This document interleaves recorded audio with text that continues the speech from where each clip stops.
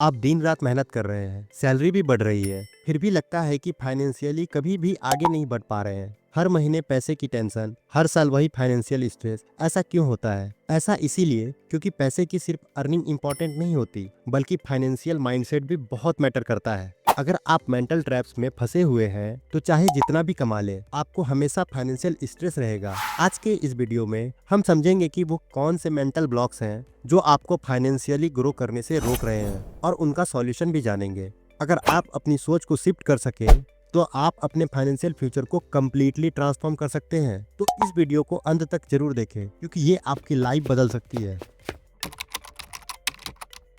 बचपन से ही अगर हम एक ऐसे इन्वायरमेंट में बड़े होते हैं जहाँ पैसा एक टेंशन का रीजन होता है, तो ये बिलीफ हमारे सबकॉन्शियस माइंड में बैठ जाता है। अगर हमने अपने पेरेंट्स को बिल्स भरने की टेंशन में देखा है, या पैसे की कमी के वजह से सेक्रीफाइस करते देखा है, तो ये माइंडसेट डेवलप हो जाता है कि पैसे की हमेशा तंगी रहेगी। इस वजह से बहुत सारे लोग अपनी इनकम एक्सपेक्टेशन को लिमिट कर लेते हैं। एग्जाम्पल के लिए, अगर एक इंसान सोचता है कि मैं एक साल में 5 से 10 लाख रुपए से ज्यादा नहीं कमा सकता, तो वह अनकॉन्शियसली वैसे ही करियर और अपॉर्चुनिटीज चूज करेगा जो उसे इसी लिमिट तक ले जाएंगे। अपने सबकॉन्शियस मनी बिलीव्स को चेंज करें। अपने आप से पूछे, क्या मुझे लगता है कि मैं फाइनेंशियल फ्रीडम अचीव कर सकता हूँ? अगर जवाब नहीं है, तो ये सोच बदलने की जरूरत है।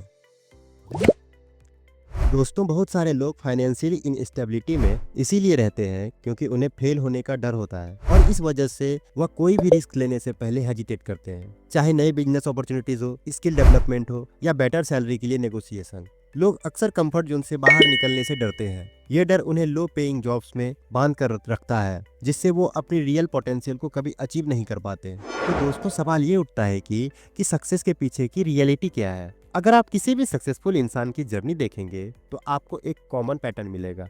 उन्होंने अपनी लाइफ में बहुत बार फेल्यूर्स देखे हैं, लेकिन उन्होंने फेल्यूर को एक ऑब्स्टेकल की तरह नहीं, बल्कि एक लर्निंग अपॉर्चुनिटी के रूप में देखा।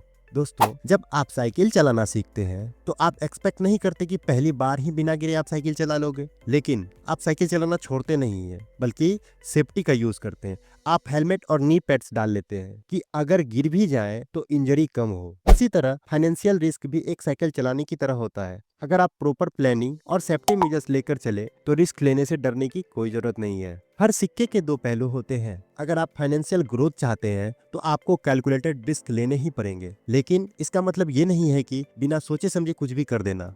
बिना सोचे समझे इन्वेस्ट कर दिया या जॉब छोड़ दी। स्मार्ट तरीके से रिस्क लेने चाहिए। प्रॉपर प्लानिंग के साथ साथ एक्शन लेना, जिससे रिस्क को कम किया जा सके। जैसे अगर आप बिजनेस स्टार्ट करना चाहते हैं, तो बिना प्लानिंग के पैसा इन्वेस्ट करने के बजाय मार्केट में रिसर्च करें, एक फाइनेंशियल बैकअप प्लान रखें, और स्मॉल स्केल से स्टार्ट करें। अगर आपको जॉब से सैलरी बढ़वाना है, तो नए स्किल्स सीखें और कॉन्फिडेंट नेगोशिएशन करें। अगर आप इन्वेस्टिंग स्टार्ट करना चाहते हैं, तो फाइनेंशियल एजुकेशन लें और लॉन्ग टर्म स्ट्रेटेजी बनाएं। फेल होने से डरने का मतलब ये नहीं है कि हम रिस्क लेना ही बंद कर दें, बल्कि हमें फेल्यूर को एक फीडबैक के रूप में देखना चाहिए। उससे सीखना चाहिए कि अगली बार और स्ट्रॉन्ग स्ट्रेटेजी के साथ आगे कैसे बढ़ें। फाइनेंशियल सक्सेस सिर्फ उन्हीं लोगों को मिलती है जो डर के बावजूद एक्शन लेते हैं और अपनी मेंटल बैरियर्स को तोड़कर नए अपॉर्चुनिटीज को एम्ब्रेस करते हैं।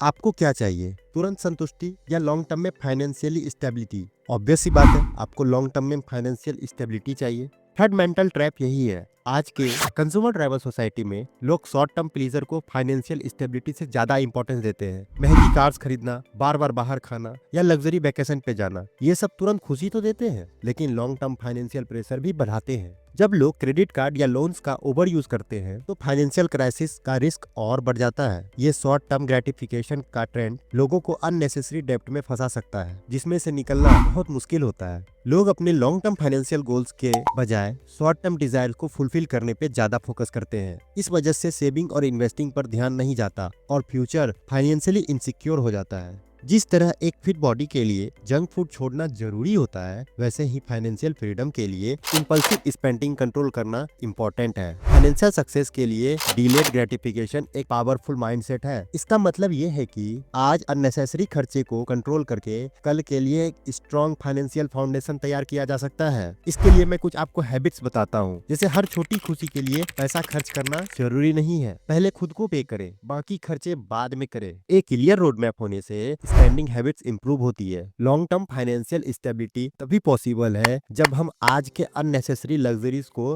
सेक्रीफाइस करके अपने फ्यूचर को सिक्योर करें। आज स्मार्ट फाइनेंशियल डिसीजन लेकर कल एक फाइनेंशियली फ्री लाइफ जीना पॉसिबल है। दूसरों को देखकर अपने खर्चे को बढ़ाना और लोन ईएमआईज के डेब्ट में फंसना। बहुत से लोग अपने पीयर्स से कंपेयर करके उनके लेवल का लाइफस्टाइल जीने की कोशिश करते हैं। इस चक्कर में वो अपनी असली फाइनेंशियल सिचुएशन को इग्नोर करके अननेसेसरी खर्चे करने लगते हैं, जैसे कि लग्जरी कार खरीदना, बड़े घर लेना, ब्रांडेड कपड़े पहनना, जबकि ये सब का कोई जरूरत है ही नहीं। ये सब सिर्फ सोशल स्टेटस दिखाने के लिए होता है, चाहे उनकी इनकम या सेविंग इनको सपोर्ट करे या ना करे। जैसे ही इनकम बढ़ती है, लोग अपनी जरूरतें नहीं बल्कि अपनी डिजायर्स बढ़ाते हैं। यही लाइफस्टाइल इन्फ्लेशन है, जिसमें एक्सपेंसेस बढ़ते रहते हैं और सेविंग्स एंड इन्वेस्टमेंट के लिए कुछ नहीं बचता। इसका रिजल्ट ये होता है कि आपके पास ना तो सेविंग्स बचती है, आप डेब्ट के ट्रैप पे फंसते चले जाते हो और आपका फाइनेंशियल ग्रोथ नहीं हो पाता। इसके कुछ अनकंफर्टेबल रिजल्ट्स होते हैं, जैसे कि नो सेविंग्स, यानी कि आज अच्छा जीने के चक्कर में कल फाइनेंशियल इनस्टेबिलिटी का रिस्क। दूसरा है डेब्ट ट्रैप, जब रियल इनकम सपोर्ट नहीं करती तो लोन्स और क्रेडिट कार्ड्स का सहारा लेना पड़ता है और इस चक्कर में हमारा फाइनेंशियल ग्रोथ नहीं हो पाता। वेल्थ क्रिएशन का कोई चांस नहीं, सिर्फ मंथ टू मंथ सर्वाइवल होता है। हर अमीर दिखने वाला इंसान फाइनेंशियली सिक्योर नहीं होता। बहुत बार जो लोग बाहर से अमीर दिखते हैं वो अंदर से फाइनेंशियल स्ट्रगल फेस कर रहे होते हैं। एक्सपेंसिव लाइफस्टाइल का मतलब ये नहीं कि उनके पास ज्यादा पैसा है, शायद वो भी ईएमआईज और डेब्ट्स में फंसे हुए हो। इसीलिए अपनी फाइनेंशियल पोजीशन के अकॉर्डिंग डिसीजन लेना इंपॉर्टेंट है, ना कि दूसरों को देखकर एक्सपेंसेस बढ़ाना। अपनी फाइनेंशियल ग्रोथ पर फोकस करे, दूसरों से नहीं। कंपैरिजन ट्रैप से बाहर निकले और अपनी फाइनेंशियल सिक्योरिटी पर ध्यान दे, जैसे लिव बिलो योर मीन। अपनी अर्निंग से कम खर्चे करे, सेविंग और इन्वेस्टमेंट को प्रायोरिटी दे। दुनिया के साथ रेस लगाने से बेहतर है अपना रोड मैप क्रिएट करे। ब्रांडिंग और शो ऑफ में पैसा वेस्ट करने से बेहतर है वेल्थ बिल्डिंग में इन्वेस्ट करना। अमीर दिखना और फाइनेंशियली सिक्योर होना दोनों अलग बातें हैं। दुनिया को दिखाने के लिए जीने के बजाय अपनी फाइनेंशियल फ्रीडम पर फोकस करे। आज डिसिप्लिन बनो, कल फाइनेंशियली फ्री रहोगे।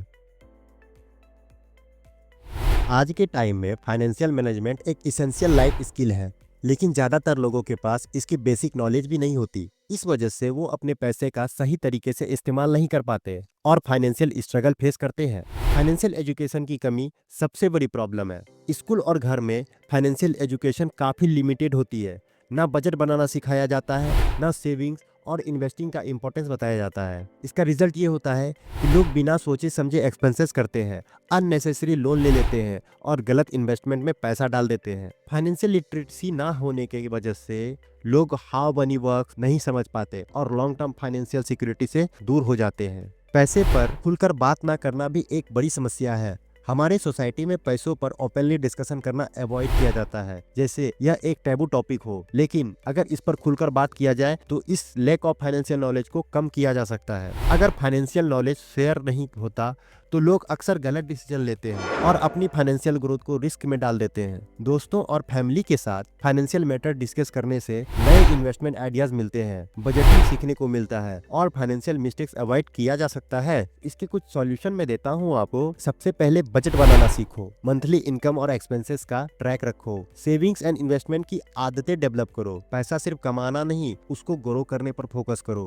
फाइनेंशियल गोल्स सेट करो, शॉर्ट टर्म और लॉन्ग टर्म दोनों गोल्स डिफाइन करो। इन्वेस्टमेंट ऑप्शन समझो, mutual fund, stock, FD, PPF जैसे फाइनेंशियल इंस्ट्रूमेंट्स के बारे में सीखो। फाइनेंशियल डिस्कशन करो, फैमिली और फ्रेंड के साथ पैसों पर ओपन डिस्कशन करो और नए नए आइडियाज लो। अगर हम फाइनेंशियल एजुकेशन को इम्पोर्टेंस नहीं देंगे तो हमेशा पैसों की प्रॉब्लम फेस करते रहेंगे। इसीलिए फाइनेंशियल नॉलेज लेना और उसको इम्प्लीमेंट करना एक जरूरी हैबिट है। जितना जल्दी सीखोगे उतना जल्दी फाइनेंशियली इंडिपेंडेंट बनोगे।